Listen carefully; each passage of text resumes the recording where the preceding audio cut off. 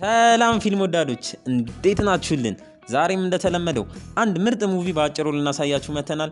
ለቻናላችን አዲስ ከሆናችሁ ሰብስክራይብ ማድረግ እንዳትረሱ። ቪዲዮ ከተመቻችሁ ላይክ፣ እንዲሁም አስተያየት ካላችሁ ኮሜንት ሴክሽን ላይ ጻፉልን። ስለምትከታተሉን ከልብ እናመሰግናለን። ያው ለዛሬም ከባለፈው ቪዲዮአችን የቀጠለውን የመኒ ሃይስት ምዕራፍ 1 ክፍል 8ን ልናሳያችሁ መተናል።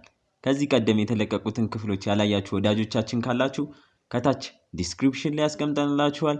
ሄዳችሁ ተመልከቷቸው። ሰናይ ጊዜ። በባለፈው ክፍል አይተን እንዳቆምነው ሄልሲንኪም ለገንዘብ ብሎ ባጠፋው ጥፋት ፕሮፌሰሩም ላይ ስራ ፈጥሮበት ፕሮፌሰሩም ሄልሲንኪ ያጠፋውን ጥፋት ለማስተካከል በድጋሚ ወደ መኪናው መጨፍለቂያም ሄዶ ፖሊሶችም በካሜራቸው ላይ ያገኟትን እነሱ ሲጠቀሙባት የነበረችው አቢዛ መኪና ውስጥም ገብቶ የነበሩትን እያንዳንዱን አሻራም እያጠፋ እዛውም የበርሊንን የኮት ቁልፍም ሲያስቀምጥ አይተነው ሳያስበውም እነ ራኬልና ሌሎች የፖሊስ ቡድኖች ቦታውም ላይ ደርሰው በሚገርምና በማይታመን መልኩ ገጽታውን ቀይሮ ሲያመልጣቸው ማይተን ነበር ያቆምነው። በዚህኛውም ክፍል ቀጥለን እነ ራኬልም ፕሮፌሰሩ ለጥቂት እንዳመለጣቸው ገብቷቸው ወደ ጣቢያም ከዛም ራኬል ወደ ቤቷ ተመልሳ ፕሮፌሰሩ ሚዲያዎች ላይ ከ8 ታጋቾች ይልቅ አሊሰንን መምረጧን የተናገረችበትን ባሰራጨው መልኩ በብዛት ሚዲያዎችም ስሟን እናም የበፊት ህይወቷን ከባሏም ጋር የተጣላችበትን ምክንያት ሳይቀር እያነሱ ስሟንም ሲያጠፋት እሷም ቤቷ ሆና የምትባለውን ትመለከታለች። ግን ልጇ ፓውላ ራኬል ሳታያት አብራት ስለ እናቷ የሚባለውን ቲቪ ላይም እየሰማች ራኬልም በድንገት ስታያት የበራውን ቲቪም ለማጥፋት እየሞከረች እናትየውም ወዳሉበት ደርሳ የራኬል የበፊት ባል አሁን ላይ ደግሞ የገዛ የራኬል እህት ፍቅረኛ የሆነው የፖላ አባት ደውሎ እንደነበርና ህፃኗ ፓውላም ከሱ ጋር ብትኖር እንደሚሻል እንዳሳመናት ለራኬል ትነግራታለች። ራኬልም ልጇ ፓውላን እውነት ከሱና ካክስቷ ጋር መኖር እንደምትፈልግም ጠይቃት ፓውላም ከነሱ ጋር መኖር የፈለገችው ራኬል ምንም ጊዜ እቤት እንደማትውልና ጊዜም ስለማትሰጣት እንደሆነ እየነገረቻት ራኬልም አሁን ያለችበትን ምርመራ ሲያልቅ ተያይዘው የምትፈልገው እንደምታረግላት ትነግራታለች። በዚሁም ቀጥሎ ምርመራ ጣቢያው ላይ እነ ራኬል ያገኟት አቢዛ መኪና ሙሉ ለሙሉ ወደ ፎረንሲክ ላብራቶሪም ገብታ እዛ በሚሰራው በራኬል የበፊት ባል አርቤርቶም እየተመረመረች መኪናዋ እነሱ ከመድረሳቸው ከደቂቃዎች በፊት በአሞኒያና በአልኮል እንደጸዳች እናም ውስጥ ራኬል ያገኘችው የኮት ቁልፍ ላይም አሻራ እንዳገኙና አሻራውም ተጣርቶ የአሻራው ባለቤት የወንጀል ሪከርድ ካለበት በትንሽ ሰዓታት ውስጥ እንደሚላክላቸው ኤንጅል ይናገራል። ራኬልም ቀጥላ እዛው ከኤንጅል በስተቀር ጣቢያ ውስጥ የነበሩትን ሁሉንም ምርመራው ላይ የሚሳተፉ ፖሊሶችን ለትንሽ ደቂቃ ከጣቢያው ለቀው ውጪ እንዲሆኑ ትዕዛዝ ትሰጣለች። አሁን ምርመራ ጣቢያ ውስጥ ኮሎኔል ፕሪቶ፣ ራኬል እና ኤንጅል ብቻ ይቀራሉ። ራኬልም ሌሎቹን ሰዎች ለምን እንዳስወጣቻቸው መናገር ጀምራ እነሱ ያቺን አቢዛ መኪና አግኝተው ከመሄዳቸው ጥቂት ደቂቃዎች አስቀድሞ ያ እንደ እብድ የለበሱ ሰውዬ ቀድሟቸው መድረሱ አጋጣሚ ሊሆን እንደማይችል ከመሃላቸውም እዚህ የሚደረገውን ለዘራፊዎቹ የሚያቀብል አንድ ሰው እንዳለና የተሻላቸውንም አድርገው ያን ሰው ፈልገው ማስወገድ እንዳለባቸው ትናገራለች። በቀጣይም ትዕይንት ወደ ኋላ በትውስታም ተጉዘን የስልጠናው ሰሞን ሁሉም ዘራፊዎች ተሰብስበው እየተመገቡ ቶኪዮም ለፕሮፌሰሩ እኛ ውስጥ ታጋሾቹን አግተን ፖሊሶችም ሳናስበው ቢገቡብንስ እያለች ስትጠይቀው ዴንቨርም በሩን ስለምንቆልፈው አይገቡብንም እያለ ሲቀልድ ፕሮፌሰሩም ፖሊሶች ለምን ደፍረው ወደ ባንክ ውስጥ እንደማይገቡ አንድ ባንድ ማስረዳት ይጀምራል። በመጀመሪያም ሀገሪቱ ውስጥ ያሉ ማለትም ስፔን ውስጥ የሚኖሩ ህዝቦች ፖሊሶች እንዲገቡ ስለማይፈልጉ ያም የሚሆንበት ምክንያት በታሪክም አስደግፎ ሊያስረዳቸው እየሞከረ አንድ በ2011 ስፔን ማድሪድ ውስጥ አሁን ላይ ቢወራ ለማመን የሚከብድ ታሪክም እየነገራቸው በዛን ጊዜ ማድሪድ ውስጥ የሚገኝ አንድ ታዋቂ አደባባይ ላይ የዛው ሀገር የሆኑ ተማሪዎች መንግስትን ለተቃውሞ ሞተው ለአንድ ወር ያህል ምንም አይነት ፖሊስ ወደ እነሱ ሰብሮ ሊያጠቃቸው እንዳልሞከረ ያም የሆነው አንደኛ ተቃዋሚዎቹ ተማሪዎች ስለሆኑ ሲቀጥል እነሱን እየደገፉ ያሉት አብረዋቸው ለወራት የቆሙ 20 ሺህ የሚጠጉ የሀገሪቷ ነዋሪዎች እንደነበሩ ይነግራቸዋል። ያም ካልሰራ ግን ፖሊሶች በእጃችን ብዙ ጠመንጆችና ፈንጂዎችን እንደያዝን ስለሚያውቁ በተጨማሪም ታጋቾቹን እንደኛ ስለምናለብሳቸው ማናጋች ማን ታጋች እንደሆነም ስለማይታወቅ የትኛውም የሚኒስተር መሪ ፖሊሶቹን ሰብረው እንዲገቡ አይፈቅድላቸውም። ትልቁ ምክንያት ደግሞ ከታጋቾቹ ውስጥ ህፃናት ተማሪዎች ስላሉ በይበልጥ ደግሞ የዩናይትድ ኪንግደም አምባሳደር ልጅ ስለምትኖር ነው ይላቸዋል። ከዛው ከትውስታም ሳንወጣ ሪዮ ደግሞ ሌላ ጥያቄ ይጠይቃል። ጥያቄውም ባንክ ውስጥ ገብተው ሙሉ ከጨረሱ በኋላ እንዴት እንደሚወጡና እንደሚያመልጡ ፕሮፌሰሩን ይጠይቋል። ፕሮፌሰሩም የሚወጡትና የሚያመልጡት በሚፈጥሩት ቱቦ እንደሆነ ሲናገር ዴንቨርም ቆፍረው የሚወጡ ከሆነ ፖሊሶች እንደሚደርሱባቸው ይናገራል። ፕሮፌሰሩም ለማስረዳት ስክሪፕቶን እየወጣ የባንኩን ምስል ከላይ እየሳለላቸው ልክ ባንክ ውስጥ እንደገቡ ቀጥታ የባንኩ ቤዝመንት ውስጥ ወዳለው የማሽኖቹን ውሃ ማሞቂያ ወደሆነው ማሽን ሄደው ከውሃ ማስወገጃውም 13 ሜትር ጠብቀው በታጋቾቹ ማስቆፈር።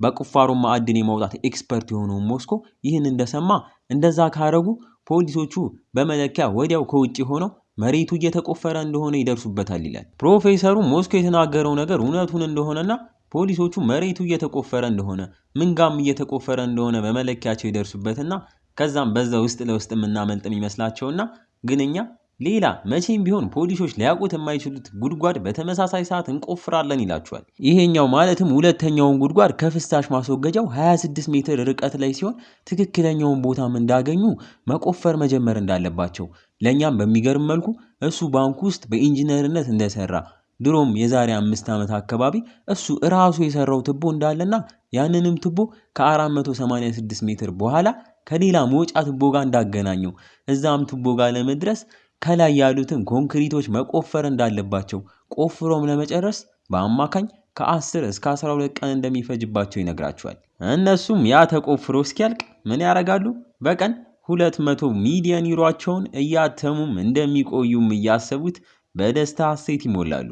ከትውስታ እንውጣና ወደ ራኬልም ስንመለስ ለዘራፊዎቹ መረጃ የሚያቀብለው ሰው ላይ ከመድረሳቸው በፊት መጠንቀቅ እንዳለባቸውም እያወሩ ባሉበት ሰዓት የኮቱ ቁልፍ ላይ የተገኘው አሻራም ተጣርቶ የአሻራው ባለቤት ማንነት ይላክላቸዋል። አሁን ልክ እንደ ቶኪዮና እንደ ሪዮም የበርሊን ማንነት ላይም ይደርሱበታል። የበርሊንም እውነተኛ ስሙ አንድሬ ዲፎኒየሳ እንደሆነ ከዚህም በፊት ብዙ የዳይመንድ መኪኖች እንዲሁም ጥራት ያላቸው እቃዎችን በመስረቅ የሚታወቅ ሲሆን በይበልጥ ግን ትኩረታቸውን የሳበው በሆነ ጊዜ በሳይካትሪስቱ ሲመረመር በጣም የራስ ወዳድነት ባህሪ የሚያጠቃው አምባገነን እናም በውስጡ ምንም አይነት የምህረት ልብ የሌለው በአጭሩ ጭንቅላቱ ልክ ያልሆነ በተጨማሪም አዲስ ሰው ሲተዋወቅ ተወዳጅ ለመሆን የሚሞክር እንደሆነ ይረዳሉ። በዚሁም ወደ ባንኩ ውስጥ ወዳለው በርሊንም ሄደን ታጋቾቹን እንዳለ ሰብስበው ደረጃም ላይ ሆኖ ድምፁን ከፍ አድርጎ እንዳሉ ባልታ ሞኒካ የተባለችው ታጋች ሞታለች ተብሎ የሚወራው ወሬ እውነት እንደሆነ እየነገራቸው ሞኒካም ስልክ ደብቃ ስለተገኘች ባጠፋችው ጥፋት እንደተገደለች ይነግራቸዋል። ቀጥሎም ከሀዘን ዜና ወጥቼ ጥሩ ዜና ልናገርም እያለ ዘረፋው በጥሩ ሁኔታ እየሄደ መሆኑን እዛውም ከታጋቾቹ መሃል ፍራንሲስኮ ቶሬስ ተብሎ የሚጠራም ሸምገል ያለን ሰው ወደፊት እንዲወጣም እያደረገ ይህ ሰው በ40 ሰዓት ውስጥ 311 ሚሊዮን ዩሮ እንዳተመ እናም እስከዛሬ ባንክ ውስጥ ለ27 ዓመታት ሲሰራ እንደዚህ ሰርቶ እንደማያውቅ እየተናገረ የወሩም ምርጥ ሰራተኛ ጀግናችንም እያለው እንዲያጨበጭቡለት ይናገራል።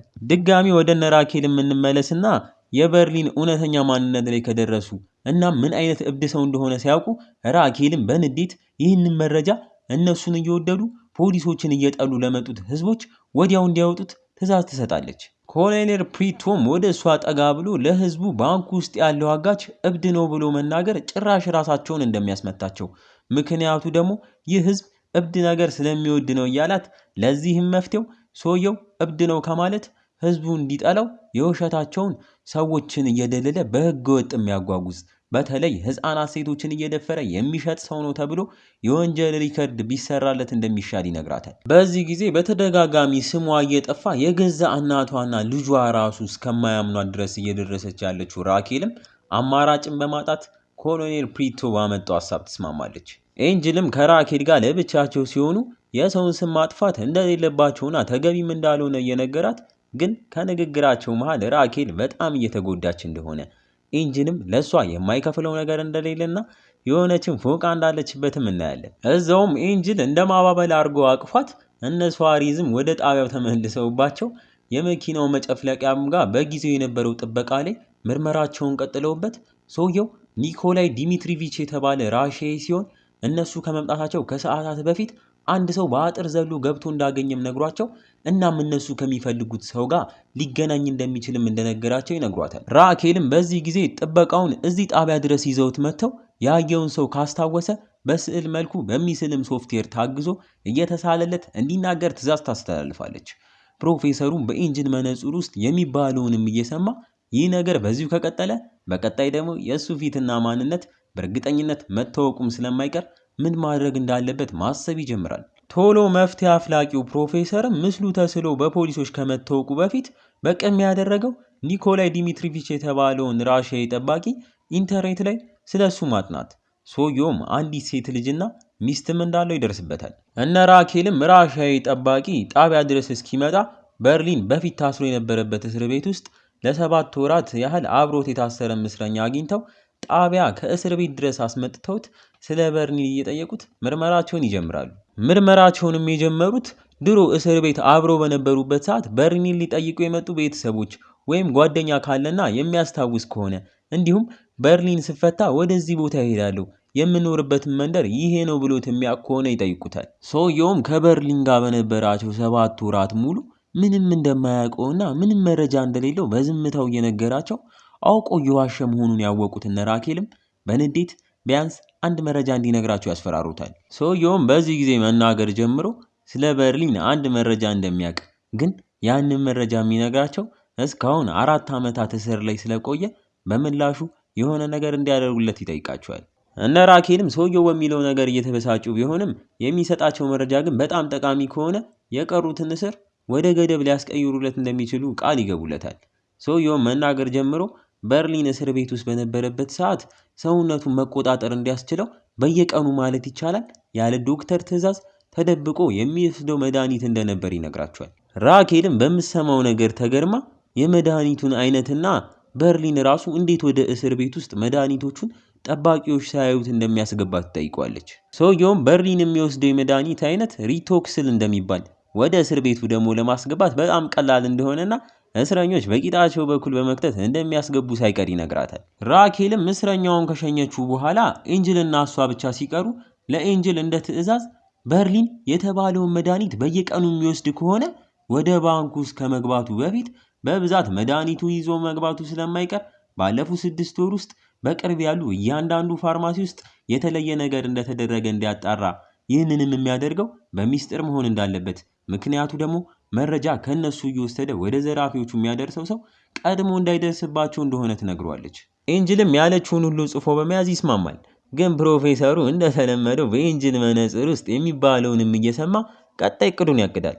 በሌላ በኩል ወደ ባንክ ውስጥ እንመለስና ሪዮ ለሴት ታጋቾች የሚፈልጉትን ዕቃ በጠየቁት መሰረትም እየሰጣቸው አሊሰን ጋም ደርሶ በፊት ጠበንጃ ደቅናበት ባረጋት ነገርም ይቅርታ ጠይቋት እሷም ባረገችው ነገር ይቅርታ እየጠየቀችው እዛውም ስለ አባቷ አምባገነንነት ማውራት ጀምረው እየተሳሳቁ ቶኪዮም ደርሳ በቅናት መልኩ ወደ እነሱም መታ ሁሉም ከሽንት ቤት ለቀው ሲወጡ አሊሰን ብቻ አስቀርታት ሽንት ቤት ውስጥ ብቻቸውን ይቀራሉ። ቶኪዮም ከፍቅረኛዋ ሪዮ ጋር ምን ሲያወሩ እንደነበረ ደስ በማይል መልኩም እየጠየቀቻት አሊሰንም ምንም እንዳልሆነ ተናግራ ልትሄድ ስትል ቶኪዮም ምላፊ አልፋ ጭራሽ ፍቅረኛዬን ወደሽዋል በማለት ሌላም ነገር እስከማድረግ ደርሳ ከሽንት ቤት ውስጥ ሆኖ የሚሆነውን ሁሉ ሲሰማ የነበረው ሞስኮም ሽንት ቤቱን ከፍቶ በንቀት ቶኪዮ እያወራችሁ ዘግቷት ሲወጣ እናየዋለን። አሁን የዚህኛው ክፍል ማገባደጃም ትዕይንቶች ላይ እየተቃረብን መተን ከዛው ከባንኩ ውስጥ ሳንወጣ ናይሮቢ ከአንድ ታጋሽ ጋር ወዳለው በርሊንም እየተጣደፈች ሄዳ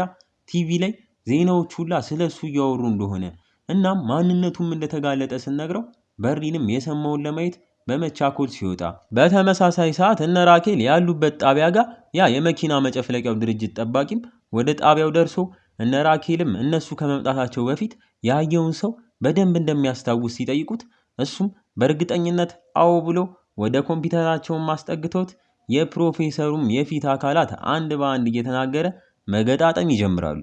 አሁን ፕሮፌሰሩ በኤንጅል መነጽር ውስጥ በሚሰማው ነገርና በሚደረገውም ነገር ከዚህ ቀደሞቹ ጊዜያት በይበልጥ መጨነቅ ጀምሮ ቅድም ስለ ጠባቂው ያጠናውን መረጃ በመያዝ ምን ሊያደርግ እንደሆነ ባናቅም ፊቱ እንዳይታወቅ ሌላ መነጽር እንዲሁም ኮፍያ በማድረግ ወደ ውጭ ወጥቶ መራመድ ይጀምራል። እና ፊልም ወዳጆች መኒ ሃይስት ምዕራፍ 1 ክፍል 8ን ወደዳችሁት? ከወደዳችሁትና እንዲቀጥልም ከፈለጋችሁ እንደ ሁልጊዜው ላይክ፣ ኮመንት እንዲሁም ለወዳጅ ጓደኞቻችሁ ሼር በማድረግ አብሮነታችሁን አሳዩን። በቀጣይ ክፍል እስክንገናኝ ፊልም ወዳጆች ነበርን። ቸር ቆዩልን።